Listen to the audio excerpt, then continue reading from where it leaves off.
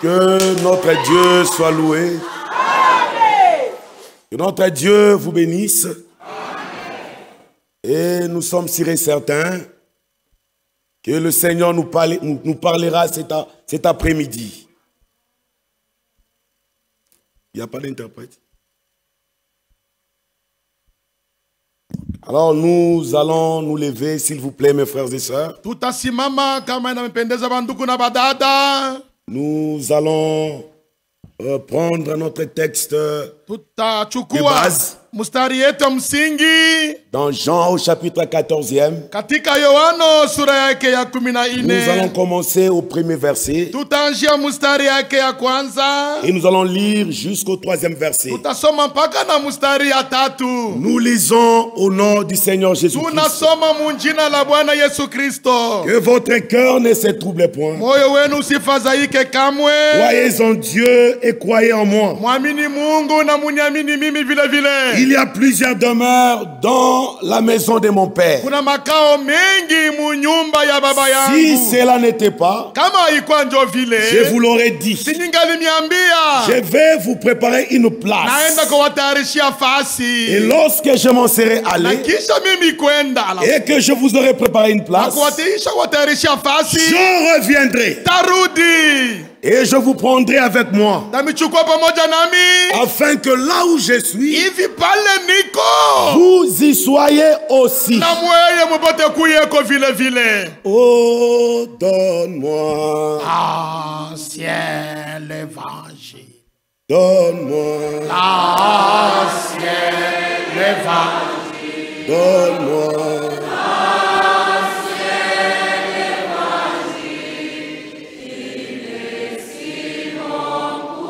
frère, prêche-moi l'ancien évangile. L'ancien évangile. Oh, l'ancien évangile. Il est si bon pour moi. Dieu notre Père, nous venons à toi cet après-midi pour te demander de nous parler. Mets ton serviteur de côté et toi-même entre en scène pour parler à tes enfants. Tes enfants sont venus. Ce n'est pas pour écouter un homme, mais c'est pour t'écouter. Parle tes enfants ce matin soir. Au nom de Jésus-Christ. Amen. Amen. Et vous asseoir, mes frères et sœurs. Nous continuons avec notre message qui a pour thème les retours de Christ. Bien-aimés frères et sœurs, pour nous du Nouveau Testament, c'est-à-dire l'église du Nouveau Testament, il y a pour nous 3 grandes venues. Le Seigneur était venu la première fois. C'était pour nous racheter. Et l'événement marquant cette première venue, c'était Golgotha.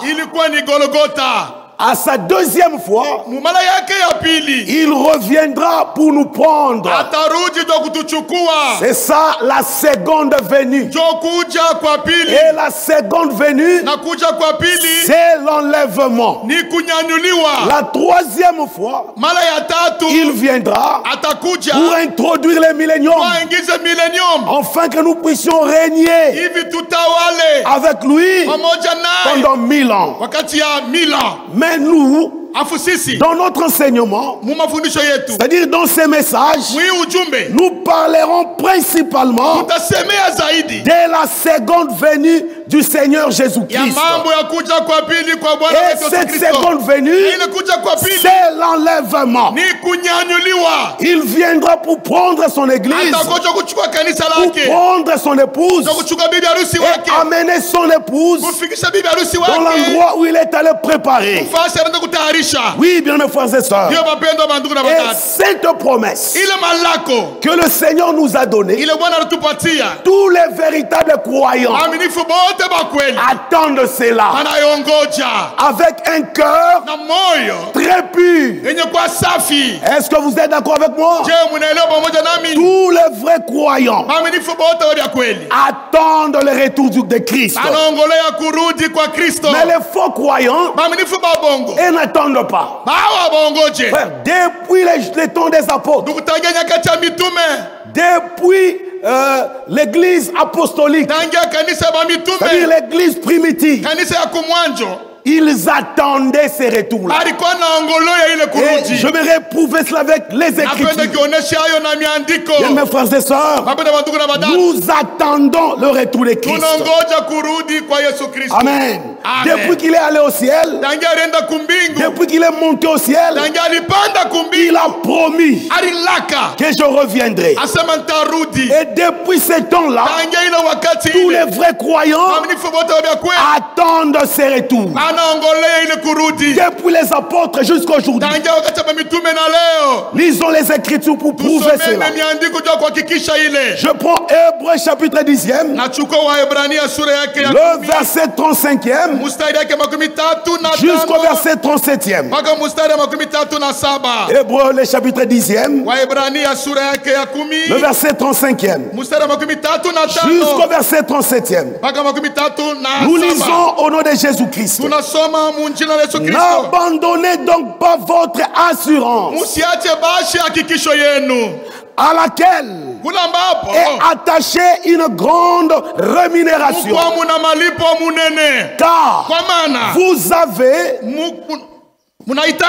Car vous avez besoin de persévérance, afin qu'après avoir accompli la volonté de Dieu, vous obteniez ce qui vous est promis. Écoutez le verset 37e. Encore un peu de temps. Un peu de temps. Celui qui doit venir viendra. Et il ne tardera pas. Bien-aimés frères et sœurs, encore un peu de temps. Celui qui doit venir viendra. Et il ne tardera pas. Frère, notre Seigneur ne tardera pas. C'est pourquoi j'aimerais que ce soir que vous puissiez enlever dans votre vocabulaire cette phrase ici: si le Seigneur tarde à venir, nous nous retrouverons demain. Enlevez cela, frère. Notre Seigneur ne tardera plus. Dites plutôt, si le Seigneur le veut, nous nous rencontrerons demain. Mais quant au retour du Seigneur, c'est plus proche, frère. Il ne tardera pas. N'est-ce pas dans l'Écriture? C'est l'Écriture, frère. Nous voyons que Paul aussi attendait ces retours-là. Et il savait que ça n'allait pas tarder. Voilà pourquoi il pouvait dire: nous ne mourrons pas tous. Amen. Il croyait qu'il allait aller au ciel vivant. Pourquoi? Parce qu'ils attendaient cela. Amen.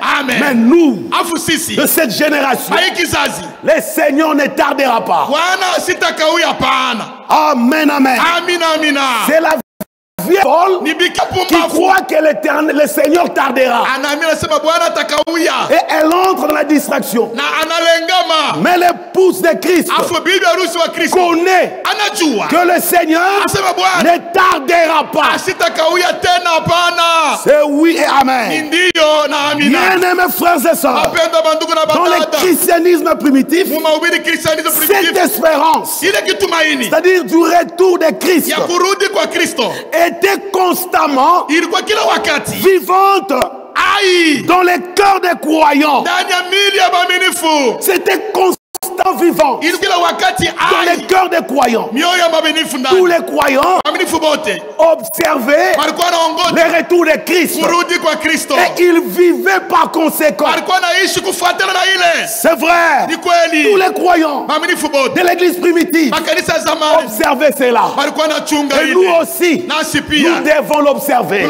C'est oui et amen. Écoutez là-bas. Dans 1 Thessaloniciens, tous les croyants de l'ancien de l'église primitive, pour eux, le retour de Christ était constamment vivante dans leur cœur.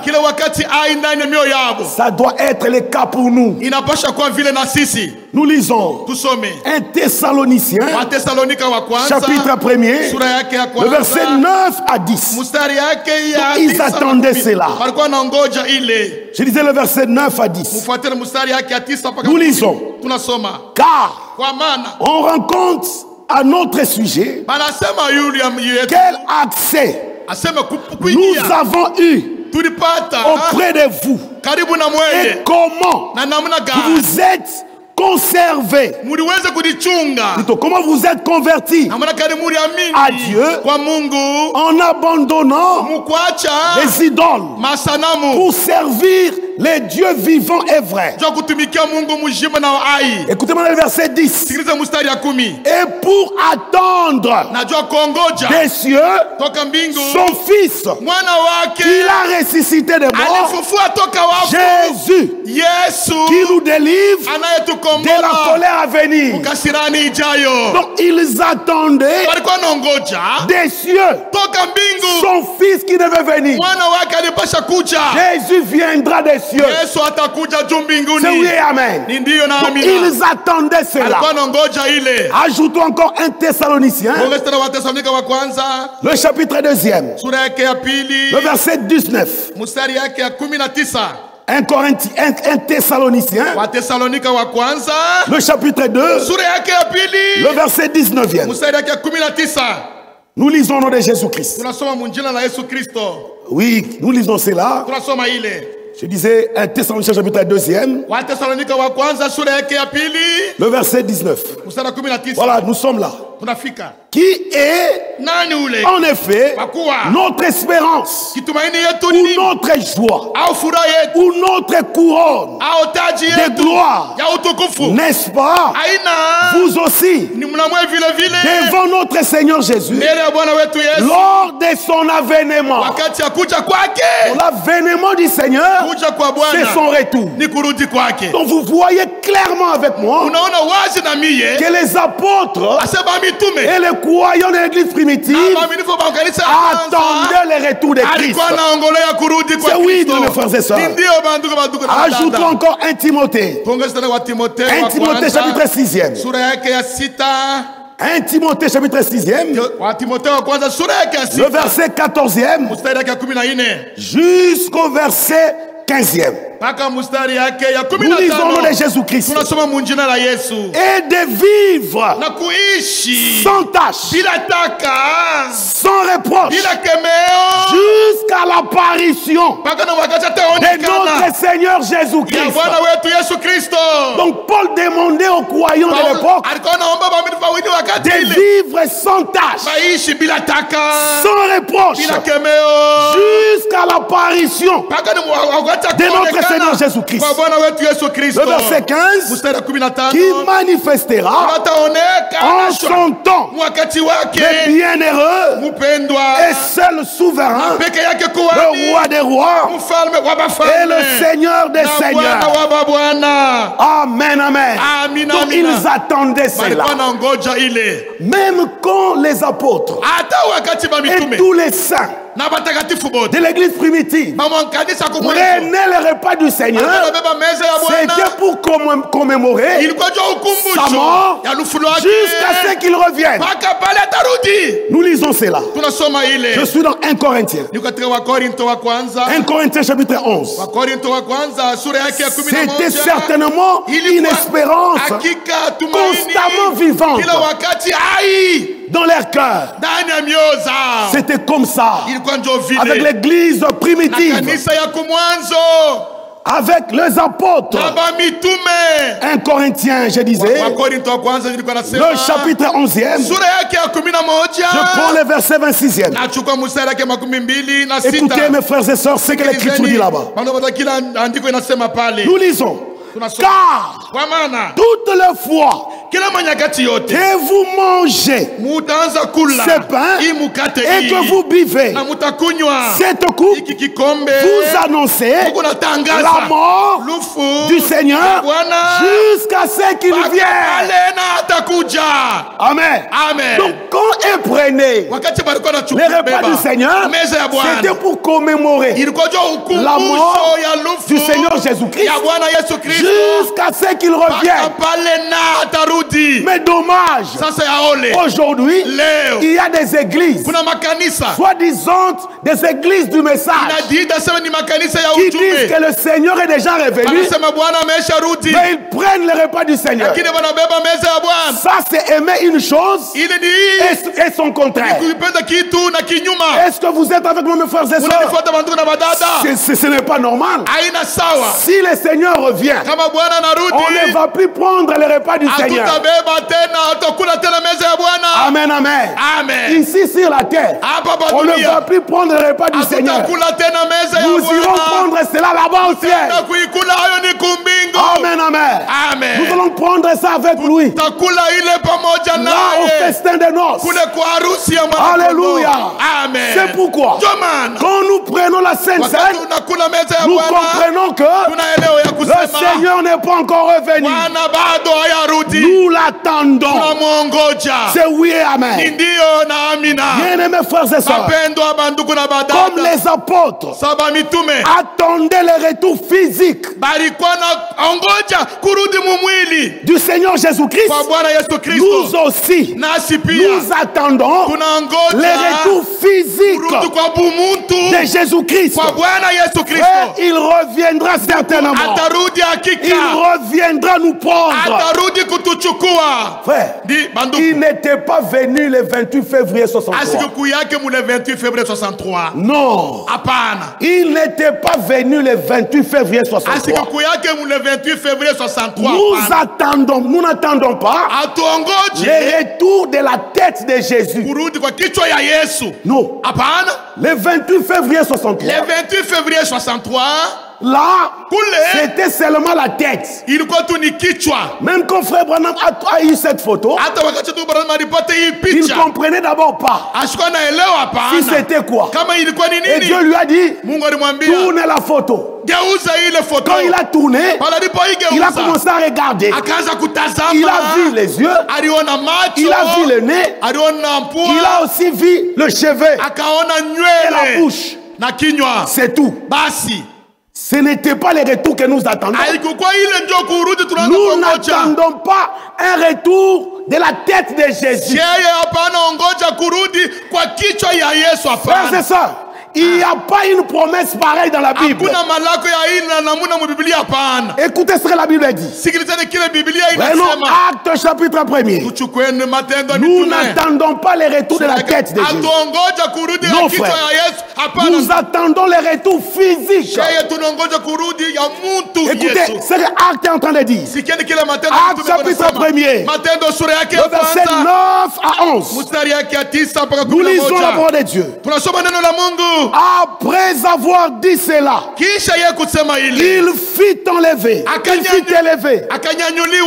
Pendant qu'il les regardait, et une nuée les déroba à leurs yeux. Et quand ils avaient le regard fixé vers le ciel, pendant qu'ils s'en allaient, voici deux hommes vêtus de blanc leur apparurent et dirent, homme Galiléen, pourquoi vous arrêtez-vous à regarder au ciel? Écoutez la promesse que nous attendons. C'est Jésus qui a été enlevé au ciel du milieu de vous, reviendra de la même manière que vous l'avez vu. Allons au ciel. Il est monté comment? Alipanda je. La tête seulement? Kichwa tu? Non. Hapana. Il est monté. Alipanda Tête. Kichwa. Corps. Mwili. Membre inférieur. Na vya chini. Membre supérieur. Na ya yulu. Il est monté comme ça. Mwili mujima alipanda. Et il reviendra comme ça. Atarudia mutu mujima. Nous attendons le retour d'un Jésus physique. Pas d'une photo. D'ailleurs, en 1963, le 28 février, personne parmi nous ici avait déjà cru au message. Il y a d'autres qui n'étaient pas encore nés. Nous, on a seulement vu une photo. Et on te dit que Jésus était venu. Celui-ci. Nous attendons un Jésus physique.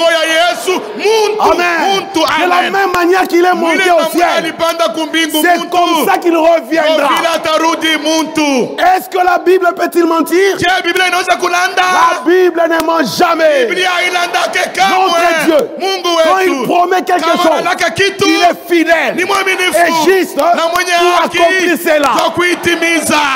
C'est les hommes qui trompent. Notre Dieu ne trompe pas. Il y a beaucoup de mauvais esprits. Il y a d'autres qui disent que l'enlèvement a déjà eu lieu. C'est-à-dire, l'enlèvement c'est un processus. L'esprit est déjà enlevé. L'âme aussi est déjà enlevée. Ce que nous attendons, c'est la disparition du corps. C'est faux et archi faux. L'épouse de Christ n'attend pas un enlèvement pareil. L'âme est déjà partie. L'esprit est déjà parti. Maintenant nous attendons la disparition du corps. Il n'y a pas une promesse pareille dans la Bible. Qu'est-ce que les Écritures disent? Prenons l'Écriture. 1 Thessaloniciens chapitre 5. Prenons cela. 1 Thessaloniciens le chapitre 5e. Nous lisons seulement les versets 23e. Écoutez ceci.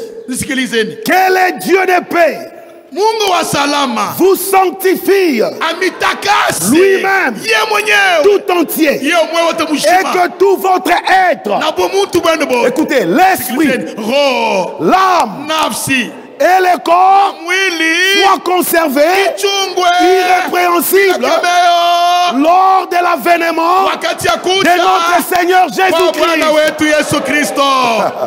Amen. C'est ce que nous nous attendons.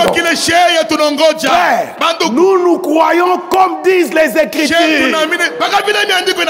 Et notre corps, et notre âme, et notre esprit doivent attendre. Amen, amen. Le retour du Seigneur Jésus-Christ.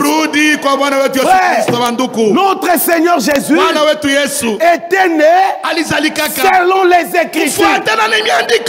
Il a vécu sur la terre selon les Écritures. Il marchait sur les rives de Galilée selon les Écritures. Alléluia. Il était crucifié à Golgotha selon les Écritures. Amen. Il est mort selon les Écritures. On l'a enterré selon les Écritures. On l'a enseveli selon les Écritures. Il est ressuscité selon les Écritures. Il est monté au ciel selon les Écritures. Il reviendra selon les Écritures.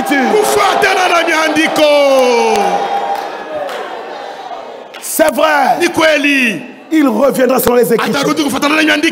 C'est comme ça que nous croyons. Et c'est comme ça que Paul croyait. 1 Corinthiens chapitre 15e. Écoutez l'Écriture. Je prends le verset 3. Je vous ai enseigné avant tout, comme je l'avais aussi reçu, que Christ est mort pour nos péchés selon les Écritures, qu'il a été enseveli et qu'il est ressuscité le troisième jour selon les Écritures. Mais il reviendra aussi selon les Écritures. Est-ce que vous croyez aux Écritures? Alléluia. C'est pourquoi, pour nous l'épouse, notre absolu, c'est la Bible. Même pour frère Branham, son absolu c'est la Bible. Même Dieu lui-même, s'il veut s'appuyer sur quelque chose, il s'appuie sur la Bible.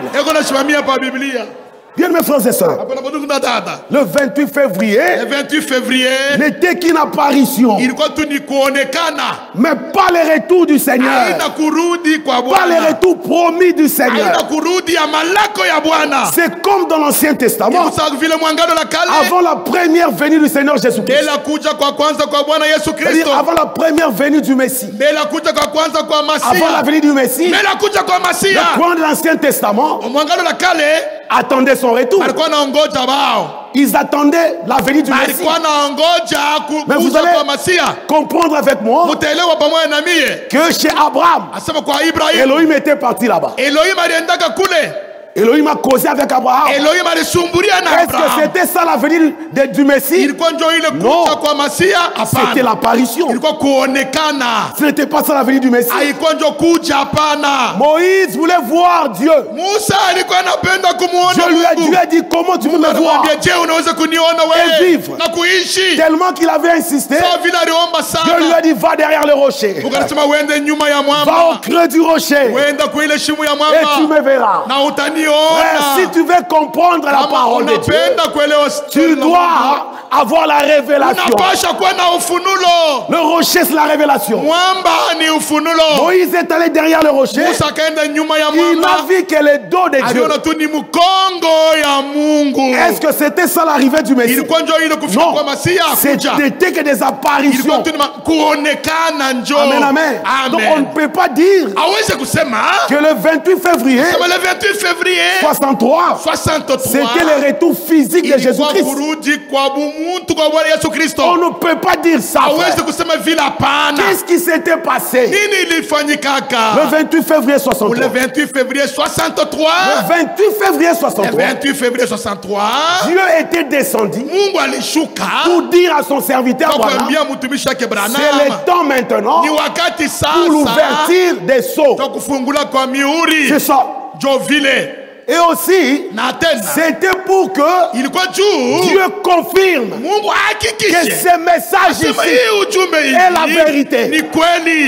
Frère, nous lisons cela. Écoutez, je suis dans la prédication. C'est le lever du soleil.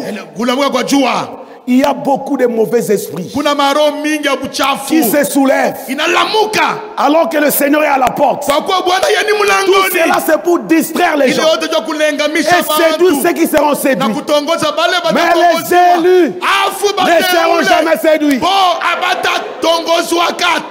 Écoutez ce frère, on a dit dans la prédication, c'est le lever du soleil. Au paragraphe 12, il dit ceci. Alors là, c'est-à-dire là sur la montagne là-bas, de 107 montagnes, quand il était monté là-bas, c'est ça qu'il est en train d'expliquer ici. Alors là, il me parla et dit, les 7 sceaux seront ouverts. N'est-ce pas là le futur? Ce n'était pas le présent. C'était le futur. Il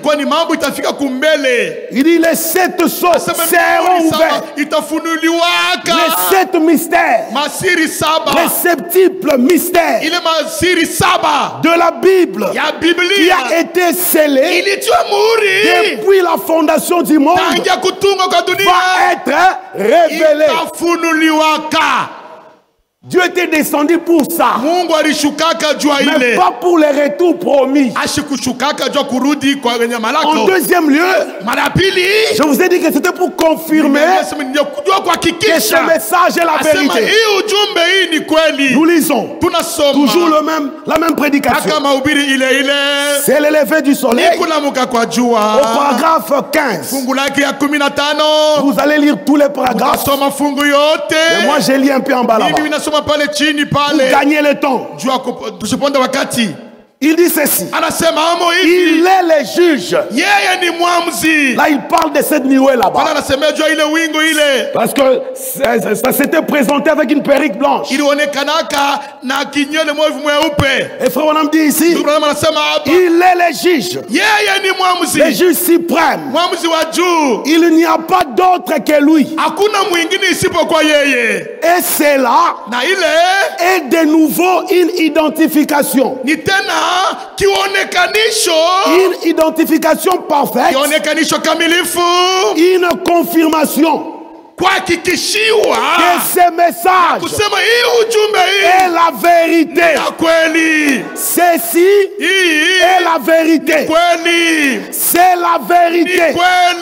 Et cela fait de lui non pas une troisième personne, mais l'unique personne.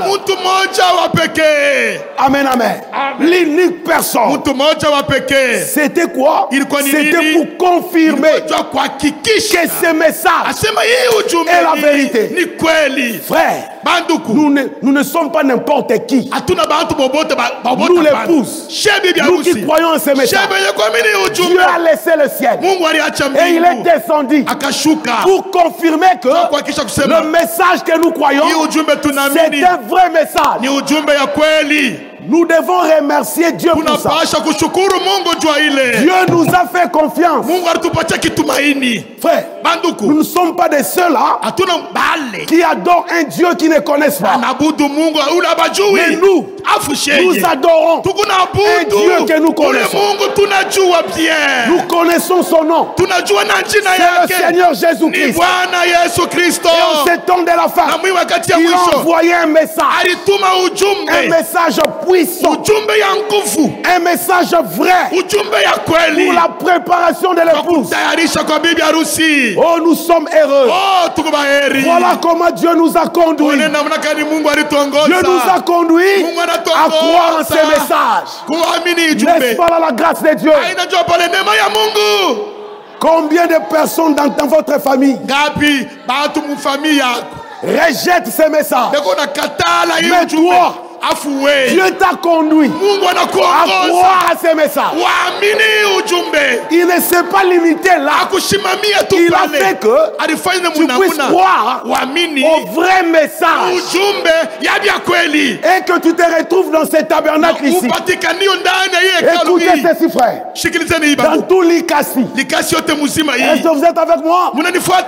L'église où l'on prêche la parole, qui prépare les gens pour l'enlèvement, c'est ici. Donc toi, par la grâce de Dieu, tu es au bon endroit. Alors nous devons remercier ce Dieu-là. Il est tellement bon. Quelle grâce, frère. Le message du temps de la fin. Dieu l'a confirmé. Et c'est la vérité. Mais le Seigneur n'était pas venu le 28 février 63. Bien aimé. En lisant seulement cette écriture ici.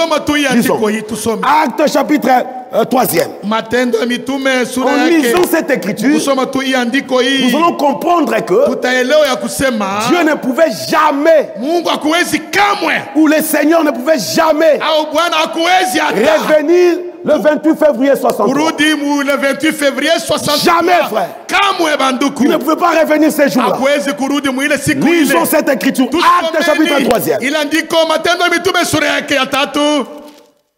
Acte chapitre 3e. Nous prenons le verset 19e.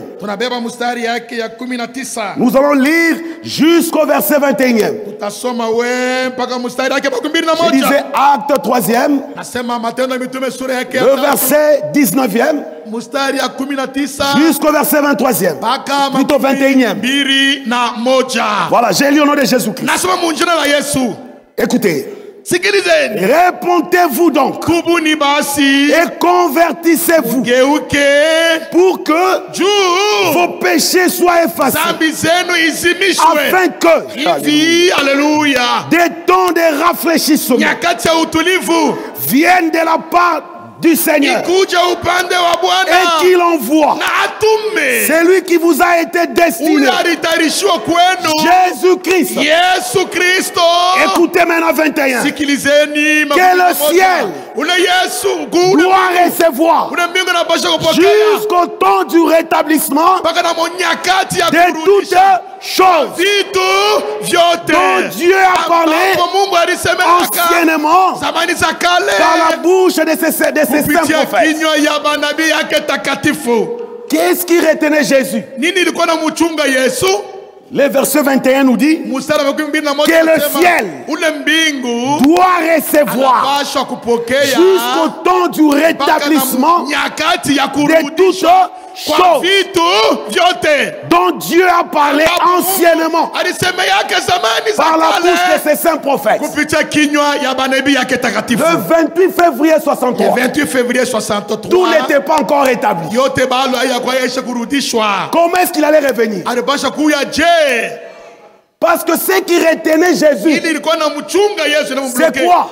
C'est le rétablissement de toutes choses. Et le rétablissement de toutes choses, c'est quoi? Alléluia. C'est le rétablissement de la parole et de l'esprit. Ces deux choses-là sont très importantes. Parce que là où la parole est rétablie, l'esprit suivra toujours la parole. Même pour créer, Dieu avait besoin de la parole et de l'esprit. Amen. L'Écriture dit là-bas, au commencement, Dieu créa les cieux et la terre. Mais écoutez, la terre était informe et vive. Seul l'Esprit de Dieu mouvait sur les eaux. Il y avait l'Esprit, n'est-ce pas? Il y avait l'Esprit, n'est-ce pas? Mais la terre était toujours informe et vive. Pour que la terre puisse prendre une forme, il fallait que Dieu puisse parler. Et l'Écriture dit, et Dieu dit que la lumière soit. Et la parole s'est mariée avec l'esprit. Et l'Écriture dit, et la lumière fut. Dieu dit que la terre produise la verdure. Et la terre produisit de la verdure. Dieu dit que les arbres fruitiers puissent pousser. Frère, notre Dieu est puissant. Il n'avait jamais dit que le manguier sort ici, que l'avocatier pousse ici, que l'oranger pousse ici. Non, non. Il a seulement dit que la terre puisse produire la verdure. Comme la parole de Dieu ne peut jamais sortir de sa bouche et rentrer chez lui sans avoir accompli. C'est pourquoi elle était sortie. La parole a accompli la volonté de Dieu. Frère, Dieu a besoin toujours de la parole et de l'esprit. Là où la parole est rétablie, l'esprit suivra toujours. Même lors de la naissance de Jésus, Marie avait cru à la parole et l'esprit est venu. Jésus était né. Même pour la naissance de l'église, il fallait la parole et l'esprit. C'est vrai, frère.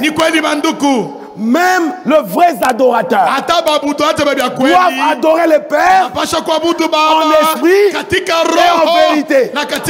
Qu'est-ce qu'est la vérité? La vérité, c'est la parole de Dieu. Amen, amen. Amen, amen. La vérité, c'est la parole de Dieu. Si vous lisez dans Jean 17, chapitre 17, sanctifie-les par ta parole. Ta parole est la vérité. Pour une bonne adoration, il faut l'esprit et la parole. Amen. Amen. C'est ce que Dieu a donné à l'église. La parole et l'esprit. Alors, en 63 là-bas, le 28 février 63, tout n'était pas encore établi.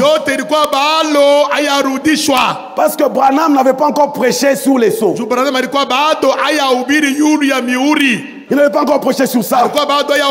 Et lui-même dit, après l'ouverture des sceaux, la Bible était devenue comme une Bible, comme un livre nouveau. Mais écoutez un détail. C'était la parole qui a toujours été. Amen, amen. Amen. La parole écrite est devenue la parole révélée. La même parole. Tout n'était pas encore établi. Jésus ne pouvait pas venir. Parce que tout n'était pas encore établi. Ces gens-là sont des menteurs. Jésus n'était pas encore, ne pouvait pas venir en 63. Parce que tout n'était pas encore établi. Ce qui retenait Jésus, c'était le rétablissement de toutes choses. Amen, amen. Est-ce qu'on va encore vous tromper? Je sais que vous êtes déjà bien enseignés. Ce sont les choses que vous connaissez déjà. Mais nous devons les répéter avec insistance. Parce que la parole de Dieu ne pourrit jamais. Amen, amen. Donc il ne pouvait pas venir le 28 février 63. Ne croyez pas à tous ces gens qui disent ça. Qui disent qu'il était déjà venu en 63. Ne croyez pas à ça, mes frères. Ces mauvais esprits-là ont existé bien avant. Même du temps de Paul, ça existait. Frère. Les hommes meurent, mais les esprits ne meurent point.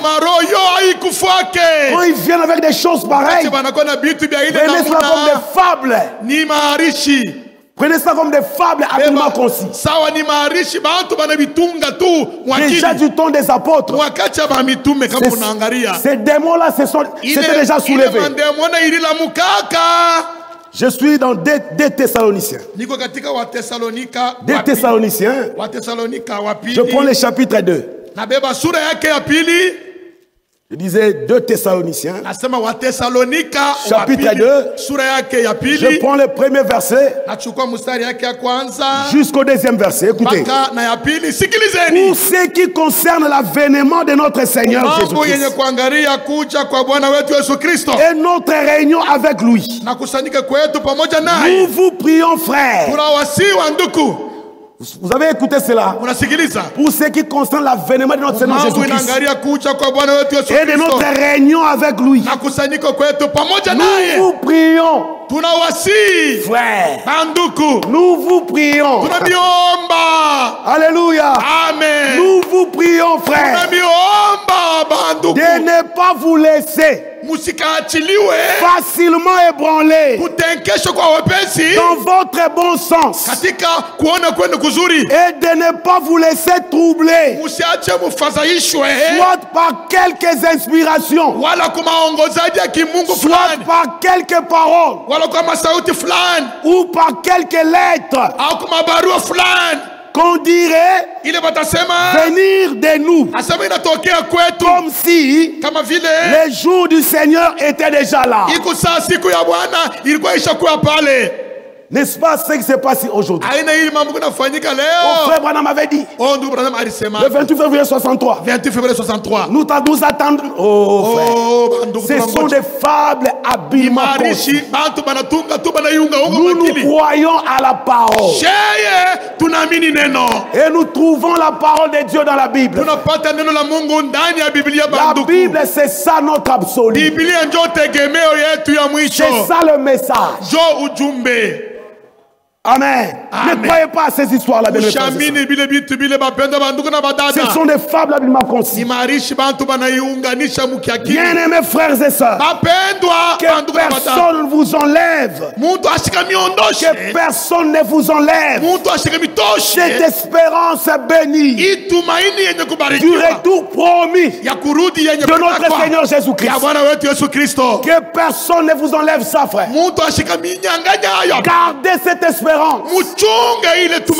une espérance bénie du retour de notre Seigneur Jésus-Christ. Car le retour de Christ est le plus grand événement à la fin du temps de la grâce.